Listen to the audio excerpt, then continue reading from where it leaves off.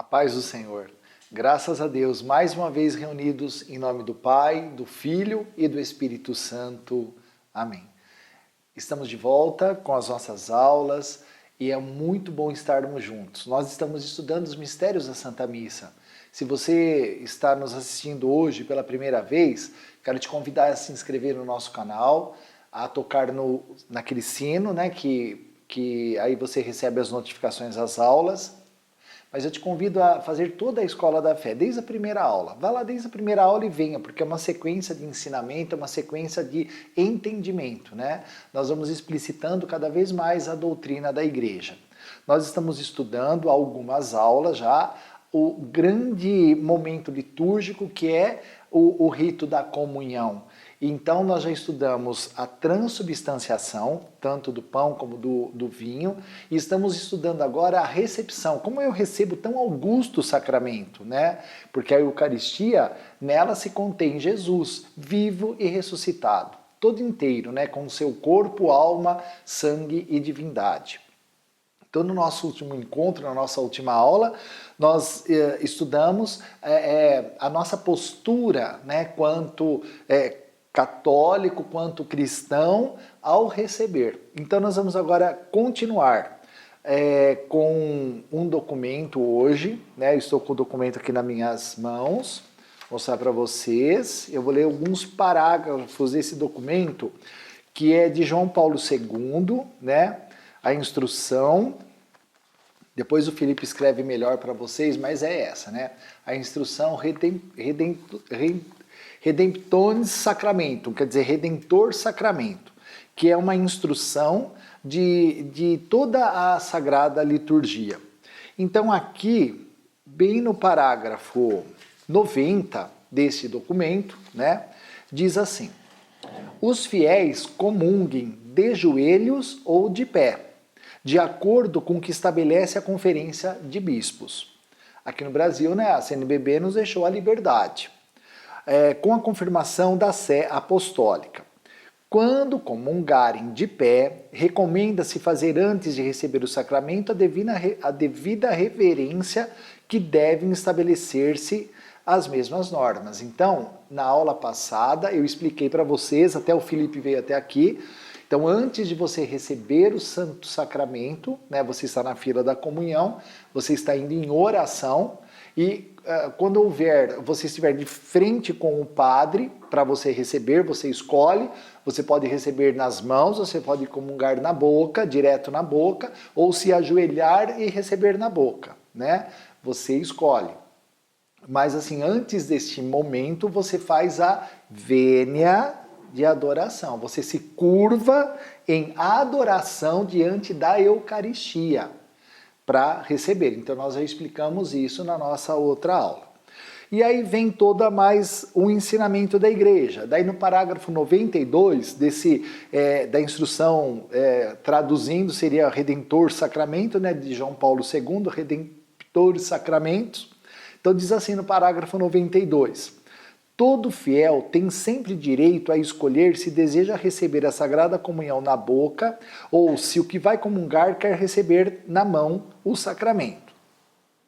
Aí vem o parágrafo 94 e diz assim, vou levar o 93 também, diz assim: a bandeja para a comunhão dos fiéis se deve manter, para evitar o perigo de que caia a hóstia sagrada ou algum fragmento. Então, é a patena, né, que nós chamamos. Vem o padre está ali, ou o ministro, né, extraordinário, ou o diácono, e então o acólito vem com aquela bandeja para que não caia, se acontecer alguma coisa, está a bandejinha ali, né,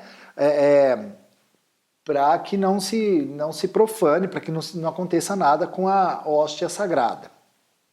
Parágrafo 94, olha, presta atenção. Não está permitido que os fiéis tomem a hóstia consagrada nem o cálice sagrado por si mesmos. Eu não posso receber do ministro a Sagrada Comunhão ou do padre e eu mesmo tingir no vinho. Não pode.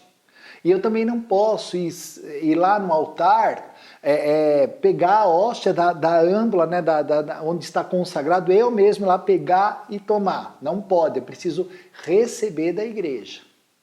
Eu e você, nós recebemos o sacramento da igreja. Então vou repetir. Não é permitido que os fiéis tomem a hóstia consagrada, nem o cálice sagrado por si mesmos, nem muito menos que se passem entre si de mão em mão. Nesta matéria, além disso, deve-se suprimir o abuso, olha, está dizendo o abuso de que os esposos, na missa nupcial, administrem-se de modo recíproco a Sagrada Comunhão. Ah, mas é tão bonito, né? O noivo dá para a noiva. Não, não pode. Ah, Luiz, como você é chato? Eu não sou chato, é a igreja que manda. Você e eu somos fiéis.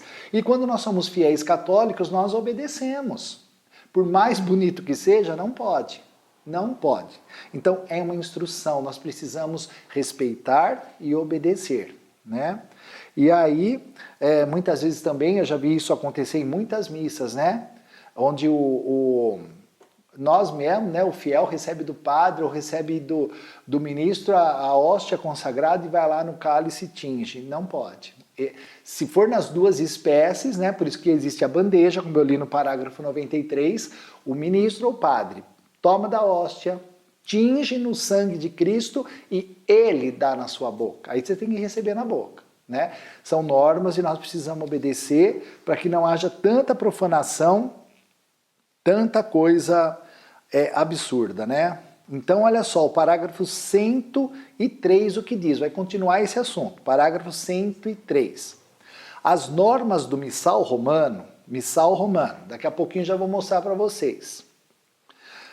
Porque aqui é o documento ainda, Instrução Redentor Sacramento, de João Paulo II, no parágrafo 103. As normas do missal romano admitem o princípio de que nos casos em que se administra a Sagrada Comunhão sobre as duas espécies, o sangue do Senhor se pode ser bebido diretamente do cálice ou por intinção. Então nós podemos beber, né, ou tingir, né, por intinção. Ou com uma palheta. Então vai lá com uma palhetinha, uma colherinha e tome. Ou uma colher pequenina, né? No que se refere à administração da comunhão aos fiéis leigos, os bispos podem excluir, nos lugares onde não seja costume, a comunhão com palheta ou com colher pequenina, permanecendo sempre, não obstante, a opção de distribuir a comunhão por intinção. Para se utilizar esta forma, usam-se hóstias que não sejam nem demasiadamente delgadas, nem demasiadamente pequenas, e o comungante receba do sacerdote o sacramento somente na boca. Deu para entender? Né? Então, quando vai nos ser oferecido o sangue de Cristo, nós recebemos na boca a comunhão. É o próprio sacerdote que tinge. Não se pode passar de mão em mão. Né? Parágrafo 104. Não se permita ao comungante molhar por si mesmo a hóstia no cálice, tá vendo? Nem receber na mão a hóstia molhada. No que se refere à hóstia que se deve molhar, esta deve ser de matéria válida. Nós já estudamos, né, que a hóstia como está dizendo aqui, no que se refere à hóstia que se deve molhar, essa deve ser de matéria válida e estar consagrada, estando absolutamente proibido o uso de pão não consagrado ou de outra matéria. Nós já estudamos, né? Então não é assim, não é porque o vinho está consagrado, acabou a hóstia, pega lá um pão puma, uma bolachinha, vem cá e tinge. Não pode. Não pode, é isso que está dizendo aqui, né? E matéria válida, nós já estudamos nas outras aulas.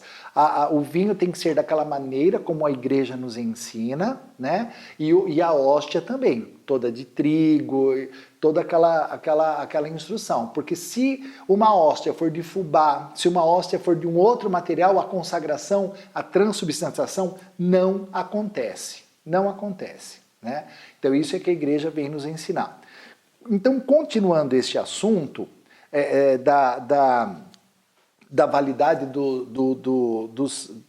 material para que seja validado tudo isso, a gente começa a se perguntar.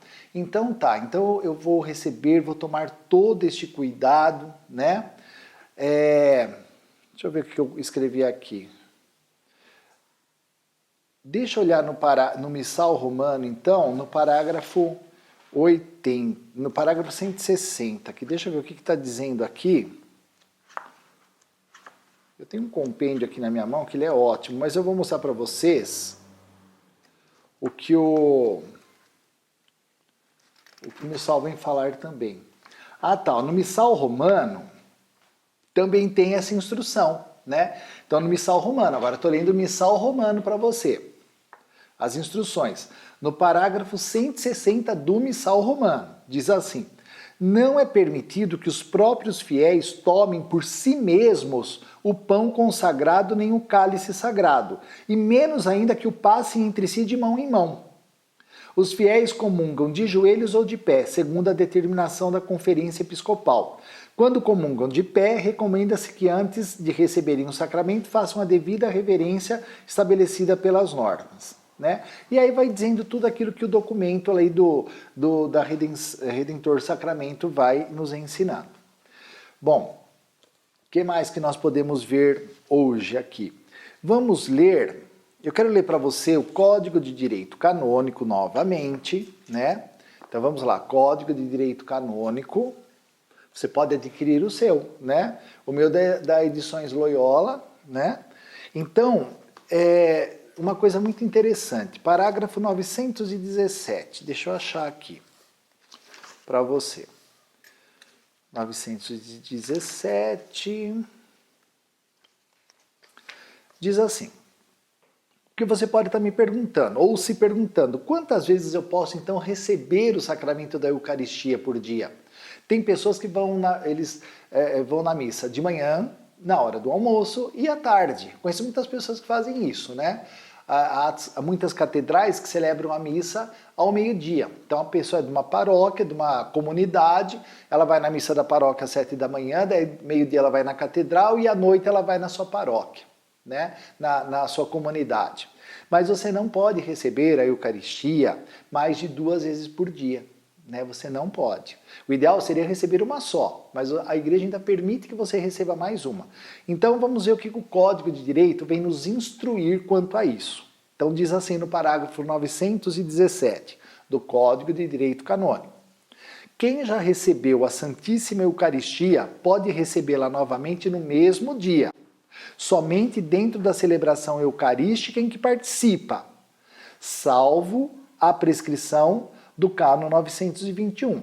Então, você só pode receber novamente no mesmo dia, dentro daquela celebração eucarística, quer dizer, dentro daquela liturgia, né, daquelas, para você entender como que eu vou falar, por exemplo, o mesmo evangelho, as mesmas leituras, né, tal. Ah, mas eu já recebi 2 vezes. Mas aí, quando que eu posso receber uma terceira vez? Então, no Cânon 921 explica quando você pode. Quando que você pode? Os fiéis em perigo de morte, proveniente de qualquer causa, sejam confortados com a Sagrada Comunhão como viático. Mesmo que já tenham comungado nesse dia, recomenda-se vivamente que comunguem de novo aqueles que vierem a ficar em perigo de morte.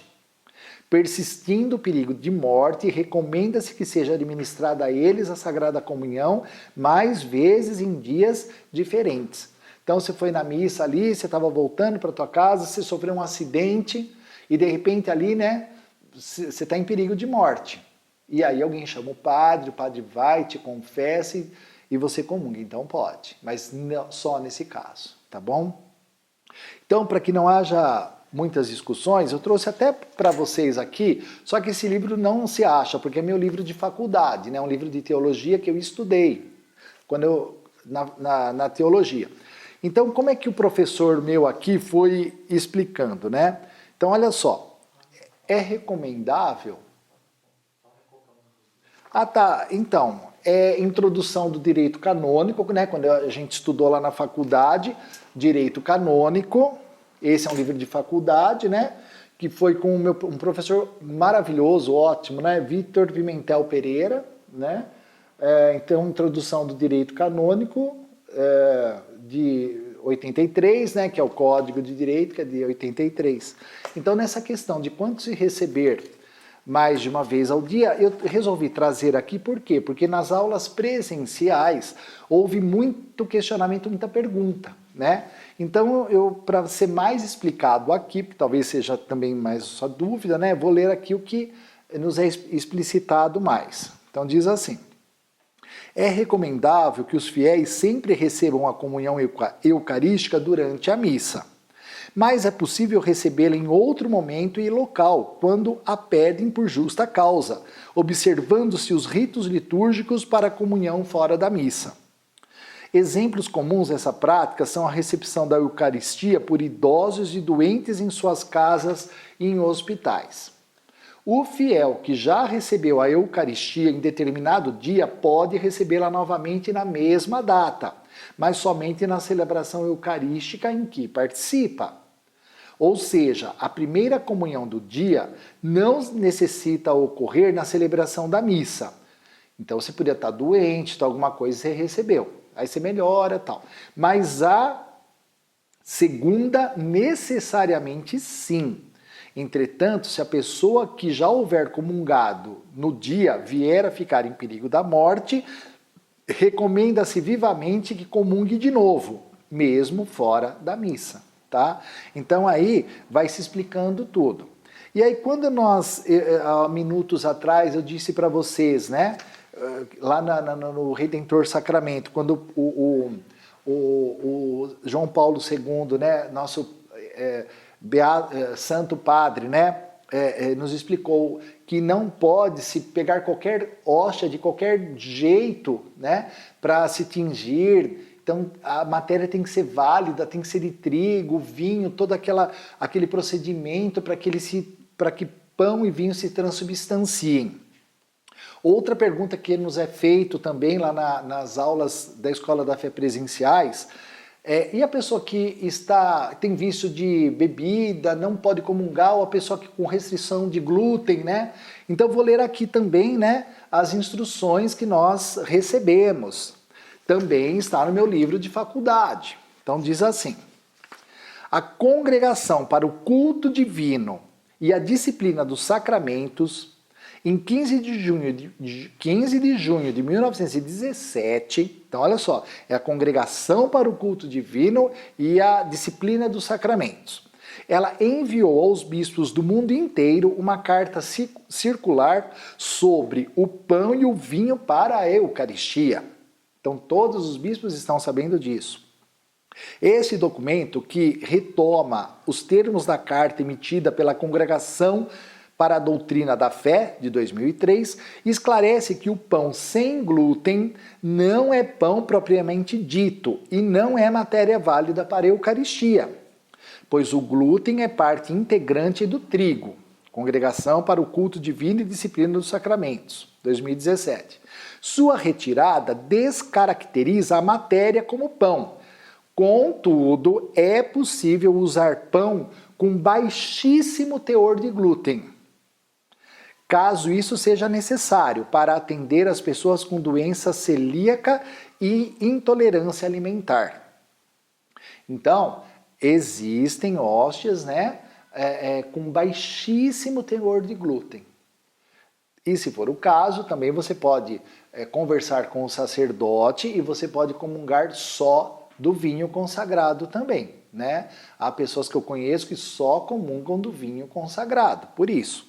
Mas há lugares você encontra hóstias, porque daí o padre vai deixar a sua hóstia sobre o altar, separadinha para você numa patena. Na hora da consagração, essa hóstia especial com baixíssimo teor de glúten, ela vai ser consagrada e na hora da comunhão, ou o padre, o ministro, sabe que aquela hóstia consagrada é sua. Bom, e o vinho? Diz assim também: por sua vez, o suco de uva sem nenhum grau de fermentação alcoólica, tampouco configura vinho, sendo matéria inválida. Pessoas com problemas de ingestão de álcool, por exemplo, um sacerdote com problema de alcoolismo, podem usar o mosto, isto é, o sumo de uva, quer fresco, quer conservado, de modo a interromper a fermentação, mediante métodos que lhes que não lhe alterem a natureza. Por exemplo, o congelamento. Sendo daí, então, matéria válida para a Eucaristia. Que bênção, né? Então é isso. E continua aqui também. Poderá também usar licitamente, aqui ele volta a falar do pão. Poderá também usar licitamente pão com fermento, pois a matéria para a validade do sacramento é o pão, independente de possuir ou não fermento. Então, se o pão tiver fermento, pode ser usado, tá? Junto com o trigo. Mas aí o mosto, para quem tem doença alcoólica, é o que você vai comungar e é matéria válida para que a transubstanciação aconteça, tá bom? Então, eu não sei quantos minutos nós temos ainda, né? Vamos verificar aí no nosso tempo. Lá, já encerramos, né? Então, na nossa próxima aula, eu vou mostrar para vocês a beleza da nossa igreja. Eu estou aqui como eu falei para vocês, eu vou indicar alguns livros, né? E vou ler para vocês um missal cotidiano bem antigo e eu vou mostrar para vocês na próxima aula, tá bom? Vamos ler alguns parágrafos dessa história da nossa igreja. Muito obrigado. Se você precisar, reveja esta aula, estude com cuidado para que você compreenda todas as coisas direitinho. Tá bom? Muito obrigado por estar conosco até agora. Reze por nós precisamos da sua oração. Amém? Fique com Deus e até a nossa próxima aula. Em nome do Pai, do Filho e do Espírito Santo. Amém.